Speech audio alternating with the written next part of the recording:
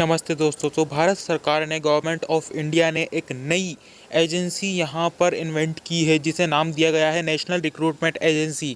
इस एजेंसी का काम ये होगा कि जो बड़ी बड़ी एजेंसीज़, अब तक 20 एजेंसीज़ गवर्नमेंट जॉब्स के लिए तैयारी करवा रही थी और एग्ज़ाम करवा रही थी, उन सब का काम अब ये अकेली एक एजेंसी कर सकेगी। तो यहाँ पर CET यानी कॉमन एलिजिबिलिटी टेस्ट वाला फंडा यहाँ पर दिया गया है, यानी कि अब आपको किसी भी एग्ज़ाम की अलग अलग से तैयारी नहीं करनी। एक कॉमन एग्ज़ाम होगा सभी के लिए, और वहाँ पर जब आप एक कॉमन एग्ज़ाम होगा CET के नाम से, कैट के नाम से, तो उसके जो स्कोर्स आएंगे उसी के बेसिस पे आप फॉर्म भर सकते हैं, जो वैकेंसीज आएंगी, और उन्हीं के बेसिस पर आपका चयन किया जाएगा। तो जो CET में जितने आपको नंबर आएंगे वो होंगे 3 साल तक के लिए मान्य, यानी 3 ईयर पॉलिसी यहाँ पर बताई गई है। तो 3 साल के लिए वो नंबर मान्य होंगे जब आप एक बार परीक्षा देंगे। और अगर आप अपने नंबर बढ़ाना चाहते हैं तो आपको 2 मौके और मिलेंगे उन 3 सालों के अंदर। तो उन 3 सालों के अंदर आप 2 मौक़ों की मदद से अपने नंबर भी बढ़ा सकते हैं। हालांकि यह जो CET है वो साल में 2 बार होगी, तो आपको उसकी दिक्कत लेने की कोई ज़रूरत नहीं है।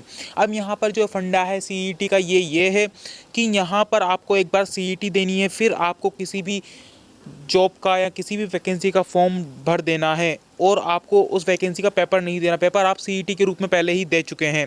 तो जो फर्स्ट फेज़ के पेपर हैं, जो फर्स्ट पेपर होते हैं, उसके बाद जो इंटरव्यू हैं वो तो होंगे, लेकिन जो फर्स्ट फेज़ के पेपर होते हैं, जो स्टार्टिंग का जो प्राइमरी पेपर होता है, वो आपको नहीं देना होगा। अगर किसी वैकेंसी में सीधी भर्ती यहाँ पर होती है तो आपको CET से ही वो क्लियर हो जाएगी। तो इस तरह की चीज़ एक इन्वेंट की है गवर्नमेंट ऑफ इंडिया ने। काफ़ी अच्छा स्टूडेंट्स के लिए ये होगा, क्योंकि यहाँ पर जो फ़ी लगती थी बार बार में वो नहीं लगेगी। आपको ट्रैवल करना था अलग पेपर के लिए, वो नहीं करना पड़ेगा। आपको सिर्फ CET देना है, अपने स्कोर्स के आधार पर आपका चयन किया जाएगा और वैकेंसी आती है उसके फॉर्म भरने होंगे।